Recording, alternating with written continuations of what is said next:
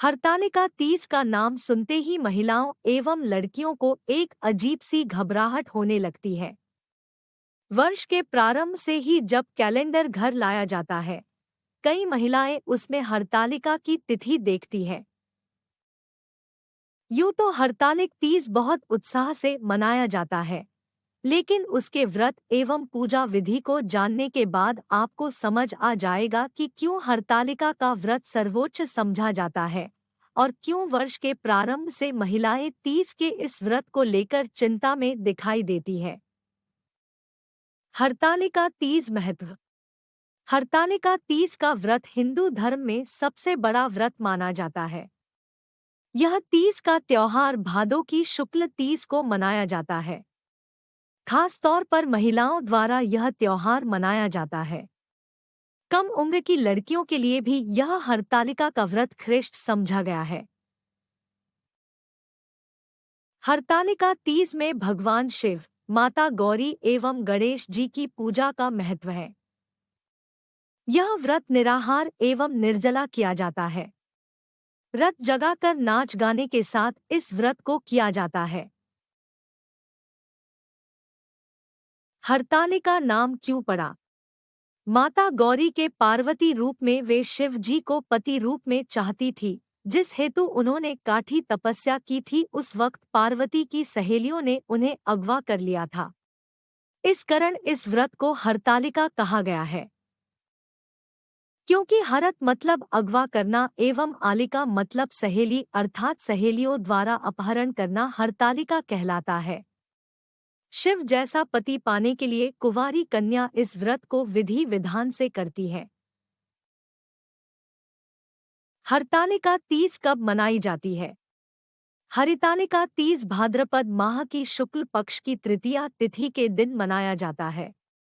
यह आमतौर पर अगस्त सितंबर के महीने में ही आती है। इसे गौरी तृतीया व्रत भी कहते हैं। हरतालिका तीज व्रत नियम। हरतालिका व्रत निर्जला किया जाता है, अर्थात पूरा दिन एवं रात अगले सूर्योदय तक जल ग्रहण नहीं किया जाता। हरतालिका व्रत कुंवारी कन्या, सौभाग्यवती महिलाओं द्वारा किया जाता है। इसे विधवा महिलाएं भी कर सकती हैं। हरतालिका व्रत का नियम है कि इसे एक बार प्रारंभ करने के बाद छोड़ा नहीं जा सकता। इसे प्रति वर्ष पूरे नियमों के साथ किया जाता है। हरतालिका व्रत के दिन रतजगा किया जाता है। पूरी रात महिलाएं एकत्र होकर नाच गाना एवं भजन करती हैं। नए वस्त्र पहनकर पूरा श्रृंगार करती हैं।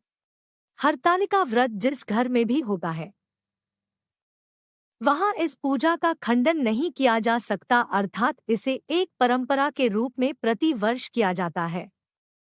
सामान्यतः महिलाएं यह हरतालिका पूजन मंदिर में करती है। सामान्यतः महिलाएं यह हरतालिका पूजन मंदिर में करती है। हरतालिका के व्रत से जुड़ी कई मान्यता है, जिनमें इस व्रत के दौरान जो सोती है वो अगले जन्म में अजगर बनती है, जो दूध पीती है वो सर्पिनी बनती है, जो व्रत नहीं करती वो विधवा बनती है। हरतालिका पूजन सामग्री। फुलेरा विशेष प्रकार से फूलों से सजा होता है। गीली काली मिट्टी अथवा बालू रेत, केले का पत्ता, सभी प्रकार के फल व फूल पत्ते, बेलपत्र, शमी पत्र, धतूरे का फल एवं फूल, अकाव का फूल, तुलसी मंजरी, जनेव, नाड़ा, वस्त्र। माता गौरी के लिए पूरा सुहाग का सामान, जिसमें चूड़ी, बिछिया, काजल, बिंदी, कुमकुम, सिंदूर, कंघी, माहौर, मेहंदी आदि मान्यता अनुसार एकत्र की जाती है। इसके अलावा बाजारों में सुहाग पोड़ा भी मिलता है, जिसमें सभी सामग्री होती है। घी, तेल, दीपक, कपूर, कुमकुम, सिंदूर, अबीर, चंदन, श्रीफल, कलश, पंचामृत, घी, दही, शक्कर, दूध, शहद। हरतालिका तीज पूजन विधि।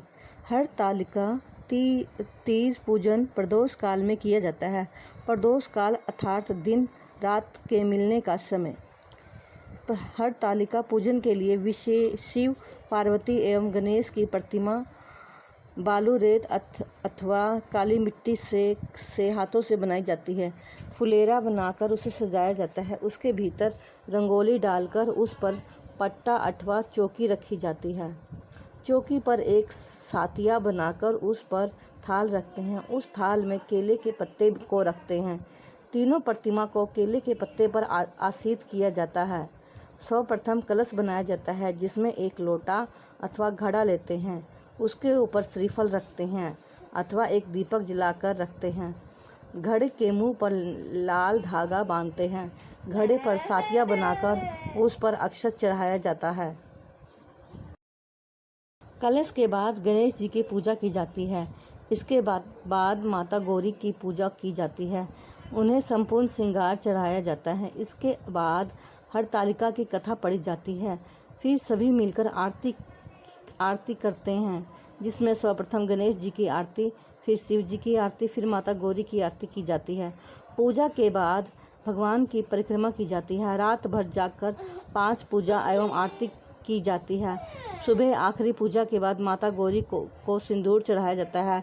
उस सिंदूर से सुहागिन स्त्री सुहाग लेती है। ककड़ी एवं फल का भोग लगाया जाता है। उसी ककड़ी को खाकर उपवास तोड़ा जाता है। अंत में सभी सामग्री को एकत्र कर पवित्र नदी एवं कुंड में विसर्जित किया जाता है।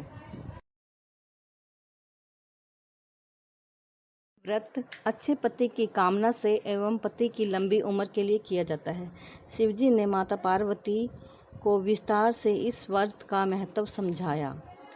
माता गौरा ने सती के बाद हिमालय के घर पार्वती के रूप में जन्म लिया।